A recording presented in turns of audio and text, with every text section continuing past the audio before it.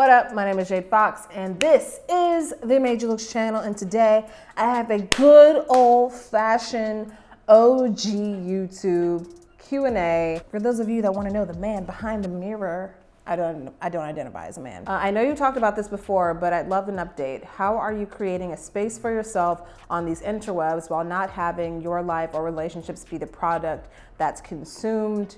What do you consider as you try to figure out what videos to make, and what parts of you do you share, or what parts of you to share? Anything that involves others, I usually don't share. Anything involving my family or people who are close to me, I don't really share. So the subject matter of my content changes with me, but it doesn't reflect like my actual circumstances. So I'll talk about the lessons, I'll talk about whatever I learned or grasped from the things that happened to me, and I'll make videos around those things, but not the actual like experience itself. So somebody asked, bold question, is what you make online enough to live on? Short answer, yes, yes. There's so much that I do to make money that isn't visible, which are the best things, honestly. Like any type of consulting work, any sales, content that I make for third-party people. So this is not sponsored posts, not content that I make for myself, but there are brands that will like solicit content from people just so that they have it for themselves, whether that be for marketing or for their social media, as well as like public speaking panels. I talk at colleges and stuff. And so I make money online, and that is enough. However, I don't think it would be anything if it wasn't supplemented by all the other things that I do that are supported by what I do online. And you know what? And another thing is like when you freelance with the shit, sometimes it is enough and sometimes it's not. I invest back into my channel, which is why I do my best to make sure my sound is okay. Listen, I know it has issues.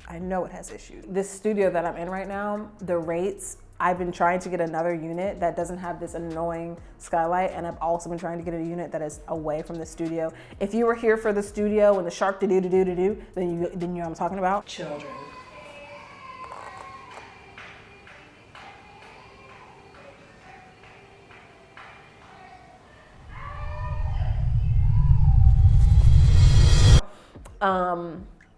So I'd actually like asked to just move to another studio, but the prices have literally tripled since I got this one. And so I'm just gonna have to invest money into this place and making it work. That's the reason why you haven't seen the walls get painted yet from this fugly mint color. I'm gonna have to invest in some way to cover this skylight and some way to soundproof this room. And so it's like I make money, yes, but one thing I really want to do is really invest that money back into my content. I don't know, like I just think that there are things that make the viewing experience better for people that YouTubers don't always do, and I try my best, and I'm not even making it all the way, girl. Like I said, emphasis on the trying my best. But yeah, I make money, but I do try to invest it back. And sometimes I like to spoil myself, and that's just Leo shit, girl. What you want me to do? Do you struggle with feeling disconnected from how people perceive you? If so, how do you deal with it? Absolutely, I do. Sometimes I talk to people, even friends, and they just talk to me so highly, and I'm like, or talk about me so highly, and I'm just, and it's not because I don't agree or anything, but it's just, you know, I think that when your work is just speaking to a camera, plugging some things into software programs, scripting some emails, and it's like I don't really see people a lot when it comes to the work that I do. And so oftentimes I forget that after the input, there's an output, and the output is what y'all experience. The output is what you gather and what you get from my videos. And I think that there is a disconnect there. But oftentimes though, people just talk very highly of me, and I'm like, girl, what? I'm trash. So it's yes. Yes. But at the same time, I know I'm that girl. So I don't know. Like I know what I bring to the table. I bring the table to the table, baby. It's weird. And in some spaces, I'm just more confident and aware of myself than in others. Any tips on staying committed to a project you believe in but are having trouble making it come to fruition?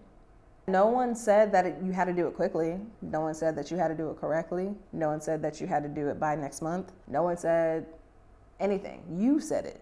You set all of the guidelines and you set all the deadlines. And so if you're having trouble, just have the trouble, but don't feel guilty for having trouble.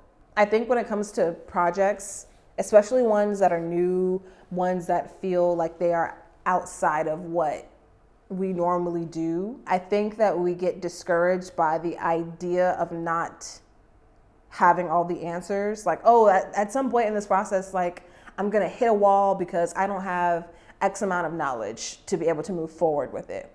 But it's funny because I, at one point in time, was like actively pursuing a stand-up comedy career. Girl, listen, hey, story for another day. The whole rule of thumb with stand-up comedy is you only get better by doing it. So I guess also remember that as you start, you're going to acquire more knowledge than what you have now. As of right now, you may know nothing, but when you start, you're gonna learn a little bit. And then you get a few more weeks into it, then you're gonna learn a little bit more. And the more you're learning along the way, the more informed you will be when you get to that point of, okay, I might need to bring somebody in, or okay, I might need to take some time to do my research on this. How long did it take to build up a wardrobe that you like? Honestly, probably like 3 years. It took a minute. For me to have pieces in my closet that I'm confident I'm gonna want for a while. I've been wanting them since I got them. I still wear them and they make sense for my wardrobe. I would say 3 years. 3 years to get to that point. Take your time. As someone who is from the East Coast, As someone who's from the East Coast, was it a major It's like my brain makes up words and then puts them in the things that I'm reading. As someone who is from the East Coast, was it a major adjustment for you? Am I having a stroke? Can I read? As someone who is from the East Coast, was it a major adjustment for you when you first moved to the West Coast?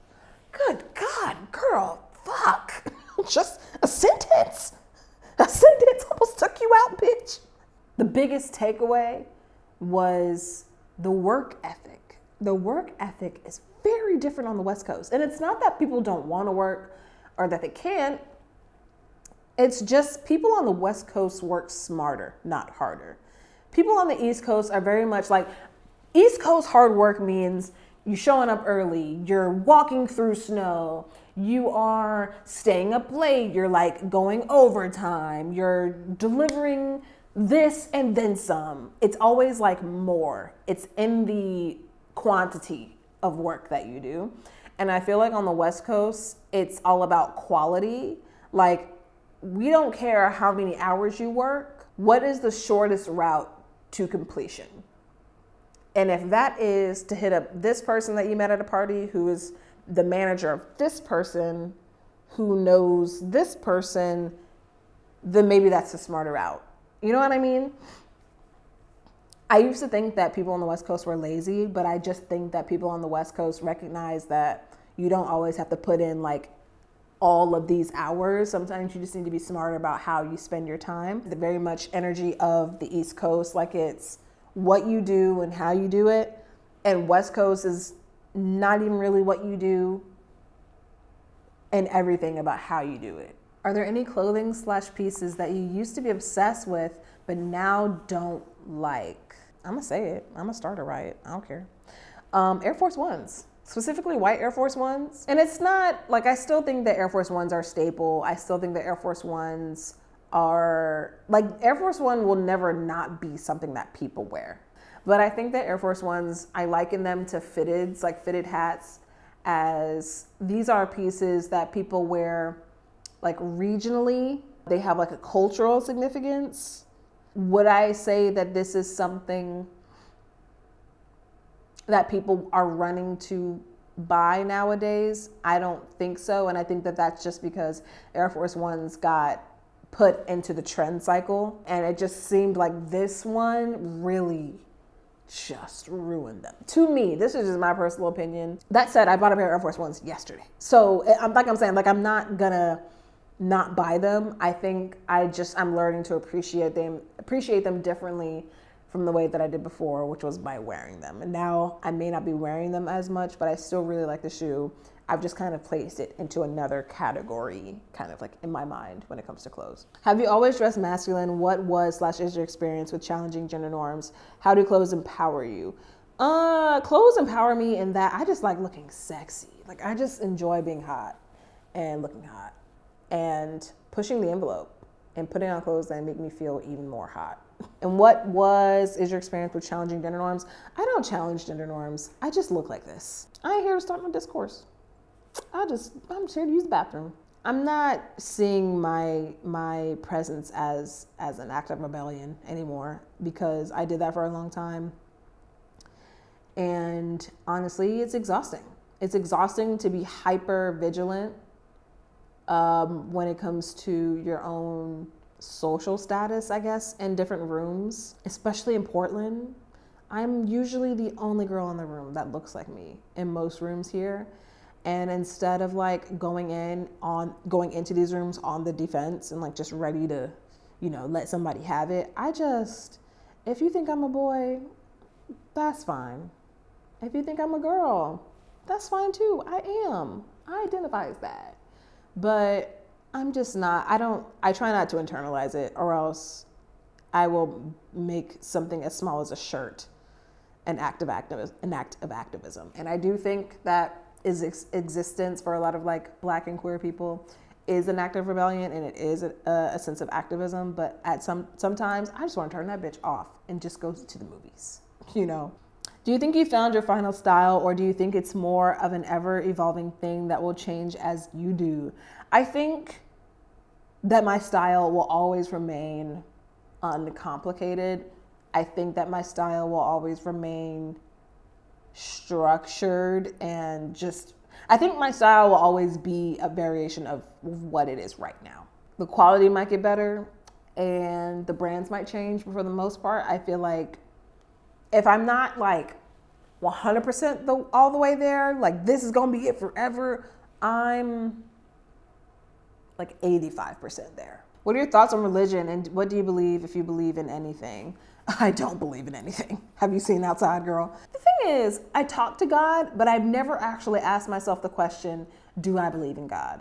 And I think that that's just the way that I've always reacted to religion. It's like, I'm gonna customize this. Like I'm gonna have religion fit in my life the way that I want it to. And the way that was I would have random conversations with God. I still have random conversations with God because there are just certain things that happen in my life that feel like they are a product of a greater force than I. And I think that is the universe. I think that could be God. Either way, I'm talking to somebody up there. I'll be rapping to somebody up there. What keeps you going and inspired with your androgynous fashion? Uncut gems. I just don't want to look like my Explore page. That's it. I can't tell you the eye roll that I do. And if this makes me sound like a bitch, hey, I'm a bitch. Of when you like click on a menswear video and the video is like, hey guys, this is spring outfit inspo, or the top trends for menswear 2022. And you click on it and the first thing out of their mouths is like, all right guys, so here we have a flannel and some light blue denim and some Air Force Ones. I don't know how many times y'all are gonna show me a white t-shirt with a slim cut denim jacket and a pair of Chelsea boots.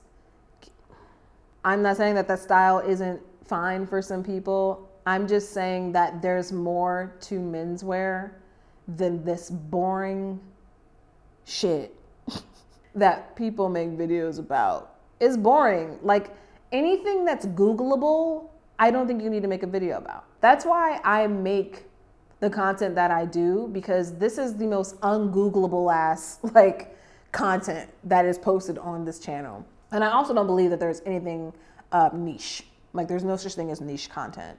So what keeps me inspired is not doing boring shit. What TV shows / movies do you consider essential viewing? If you want to understand me on an intellectual level, I'm gonna need you to get into The Office. Reno 911, if you want to understand me on a political level, and The Parkers, if you want to understand me on a cultural level. What are some of your healthy coping mechanisms? I really like to dance. Sometimes when I'm just when I'm feeling weird and I'm like, why do I feel weird? Nothing's happening, nothing's going on. I'm fine. Why do I feel weird right now? It's because I need to dance, and I haven't danced in a while. So I really like to dance. I really like to go out and dance. Music is very therapeutic for me as well. Any advice on fellow studs interested in getting into the fashion influencer space? Do it. Do it. Do it, do it, do it, do it. You know that we'll be rocking to it, do it. Do it, do it, do it, do it. Bounce with it, rock with it, lean with it. Yeah, you should do it. You should definitely do it. Mainly because there are so many people who just don't have the language for the content that they want. And I've realized that through this channel, like I knew that my experience was unique when it came to figuring out my fashion sense, when it came to figuring out my own personal style, how I like things to fit, how I like things styled, what I like looking like. But I knew that it wasn't specific to me. Like I knew that there were other people that could potentially benefit from a channel like this, just like a younger me would. And so don't ever think, honestly, TikTok has taught me that. TikTok has taught me that I've never had an original experience in my life. So just do it. Because you really never know the audience that you're tapping into, because that audience that you're tapping into is most likely the audience that you want. What has been one of your simple pleasures for as long as you can remember? Oh, sweets. Literally this. My mom, she always had like a cake, brownies. She was good for a carrot cake. She was good for like a German chocolate cake. I don't even really fuck with chocolate like that, but I like that cake. Anything that's like soft, like a pastry, a croissant, a muffin like this, a cookie, please just put it in a blender and then put it in a syringe and put it directly into my bloodstream. Candy. It doesn't even need to be real. It can be artificial too. Any like Southern pound cake, donuts. Yeah, my shit. All right, y'all, that is it for me. Those are all the questions I'm going to be answering today. I hope that you learned a little bit more about me. Hope that you want to stick around. We'll do another one of these probably maybe after we get to 100K, because I think that's up next. I'm trying to get to 100K. I'm really trying to get to like 75 by my birthday. My birthday's August 8th. I think we can make this happen. I think that we can make this happen. So, I'm see y'all next one, and do not forget, wear what you want, wear what you like, and wear it out. And I'll see y'all soon. Bye.